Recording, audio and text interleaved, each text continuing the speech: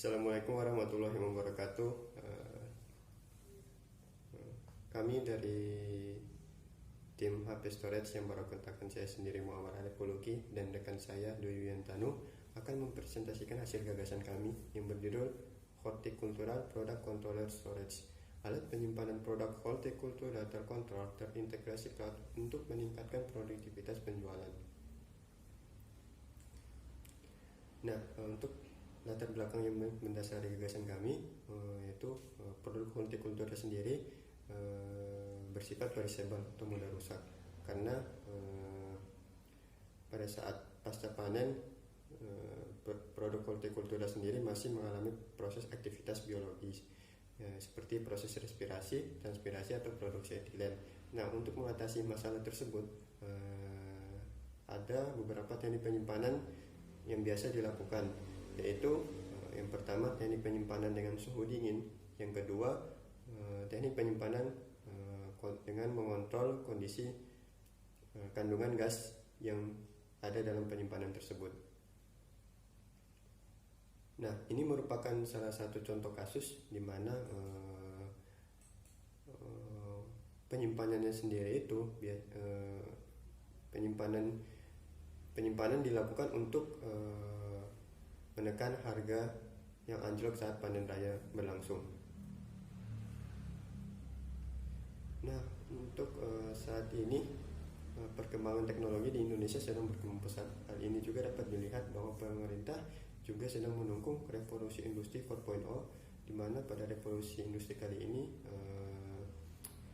teknologi menggunakan pendekatan sistem IoT, Internet of Things, dan dalam mewujudkan SDG 2030 yang dimana pada gagasan kami kali ini kami mengambil poin kedua, di mana poin kedua ini berfokus pada ketahanan pangan dan pertanian berkelanjutan.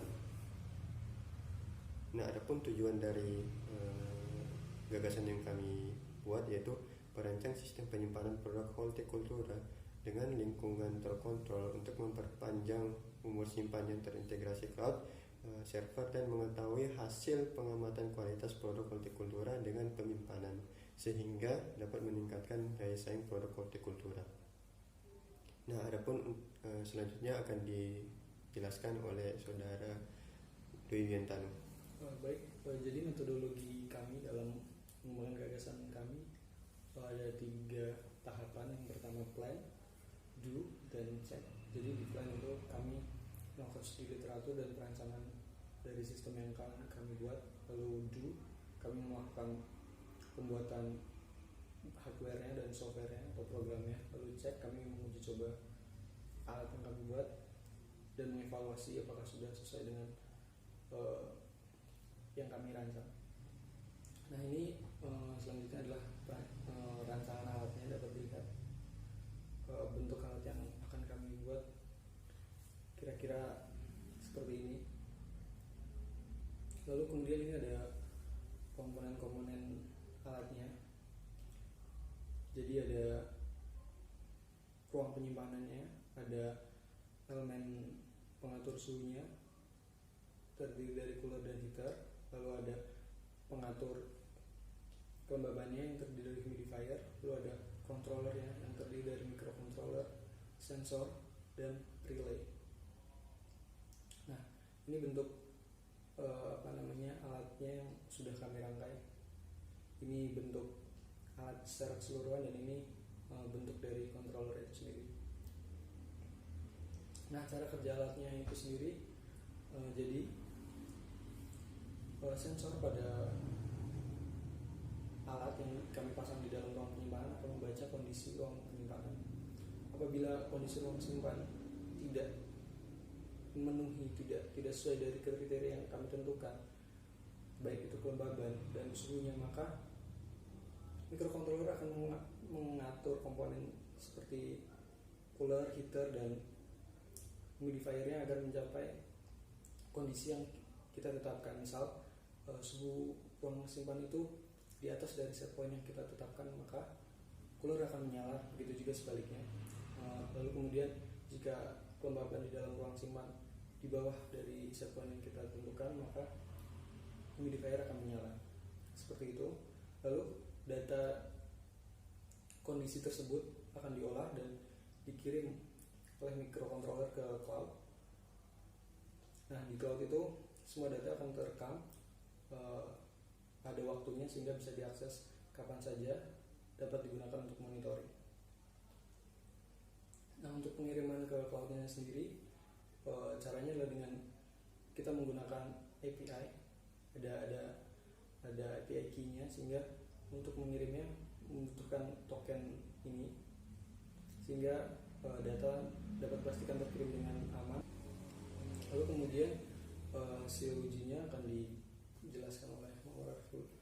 Baik, untuk hasil pengujian berdasarkan dari server cloud, di mana pada pengujian kali ini nanti pada slide selanjutnya kami melakukan uji coba pada produk hortikultura, di mana produk yang kami gunakan yaitu adalah tomat, di mana untuk kami lihat dari literaturnya sendiri, di mana tomat dalam penyimpanan suhu dingin, tomat berkisar antara 12 sampai 20 derajat Celcius dengan RH 85 sampai 90%. Nah, untuk uji coba yang dilakukan pada kali ini, kami menggunakan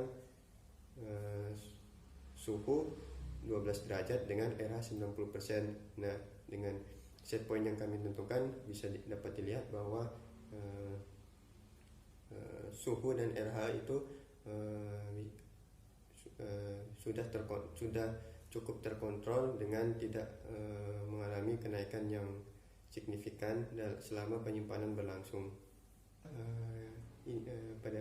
Bisa dilihat bahwa uji coba yang kami lakukan pada produk hortikultura kali ini yaitu tomat, dengan uji yang kami lakukan yaitu dengan membandingkan antara alat kami dengan penyimpanan yang tidak terkontrol atau menggunakan suhu lingkungan. Bisa dilihat hasilnya bahwa suhu penyimpanan alat kami itu tidak mengalami kenaikan yang signifikan dibandingkan dengan penyimpanan lingkungan, di mana ketika dilakukan perbandingan alat kami itu mampu menyimpan penyimpanan yang lebih baik karena dapat menekan laju susut bobot sebesar 1,13% per hari, yang dimana kalau dikonversi dalam rupiah itu dapat menekan harga rupiah karena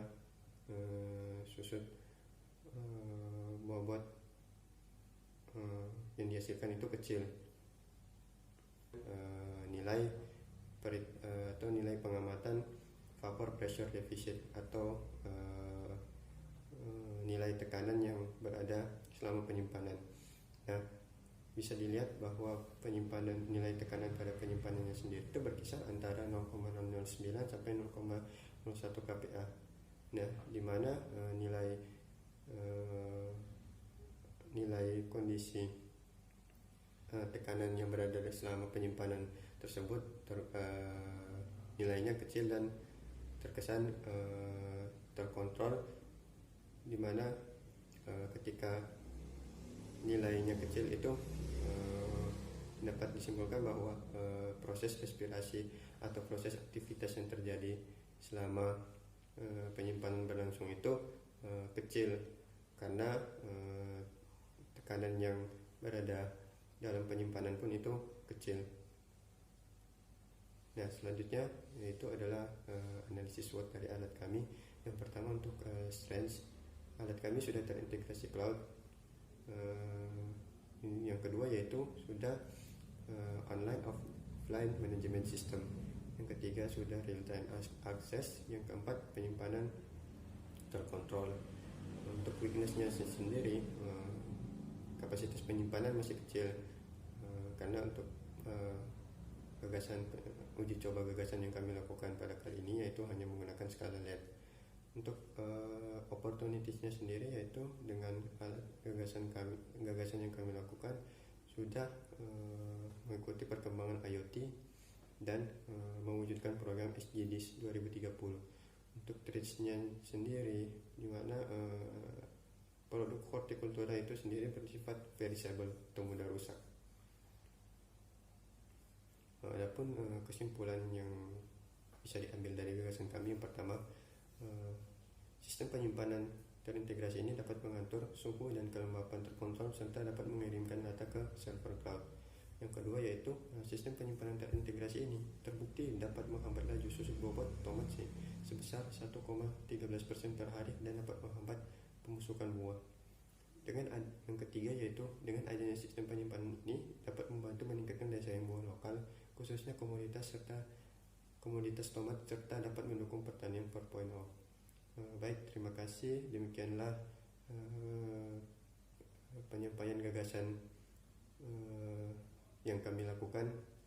Selanjutnya yaitu kami akan menjawab pertanyaan yang sudah dikirimkan oleh kami melalui panitia. Demikian hasil dari presentasi gagasan yang kami buat. Selanjutnya kami akan menjawab pertanyaan yang dikirimkan oleh panitia pada kami,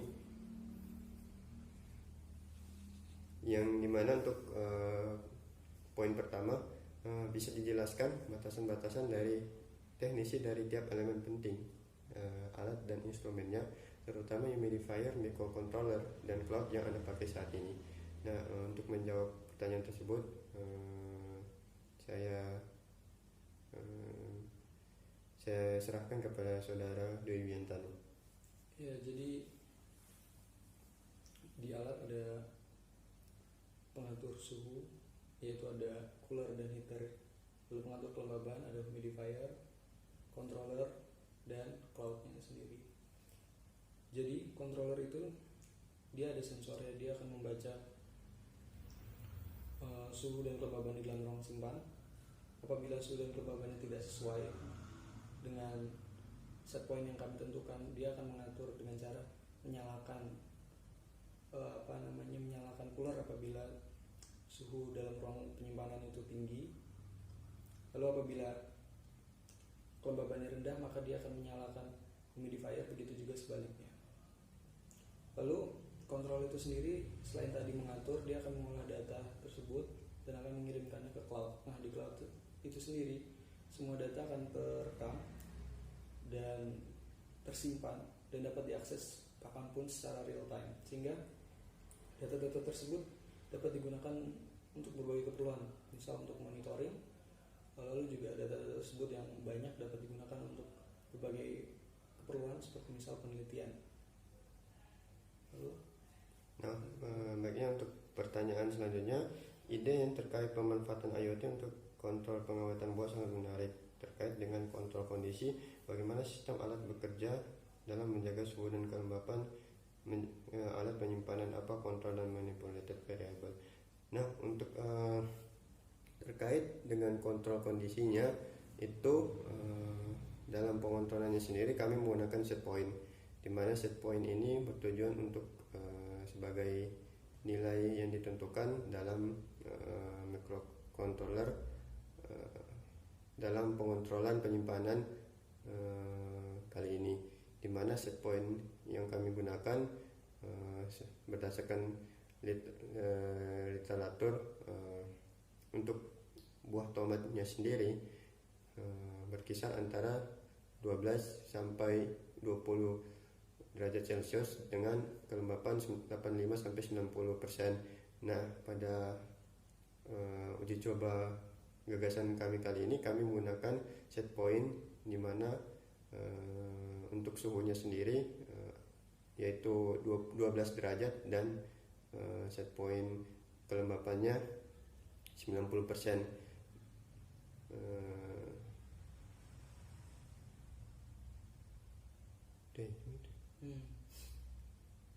Manipulated value-nya enggak ya? Udah itu. Udah. Iya.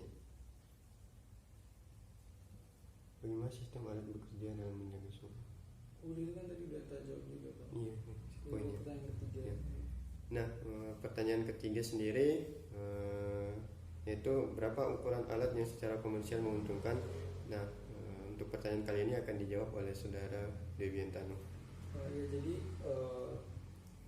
alat yang kami kembangkan sendiri masih dalam bentuk prototype. Jadi ukurannya kecil, hanya mampu menampung jumlah kecil untuk produk hortikultura. Jadi jika bisa dibilang berapa ukuran yang menguntungkan,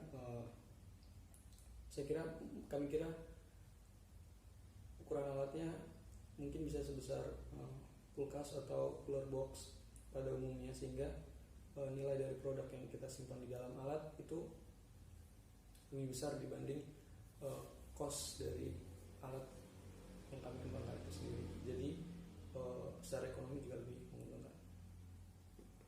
Baik. Ingin menambahkan pada penyimpanan juga itu, sebelum dilakukan penyimpanan biasanya dilakukan perhitungan yang namanya standar fill volume atau SFV, di mana standar fill volume ini bertujuan untuk mengetahui kapasitas suatu penyimpanan yang digunakan untuk agar supaya selama penyimpanan masih terdapat kondisi gas seperti O2 yang berada dalam penyimpanan agar produk tidak mengalami pembusukan. Jadi untuk ukuran alatnya sendiri itu juga tergantung dari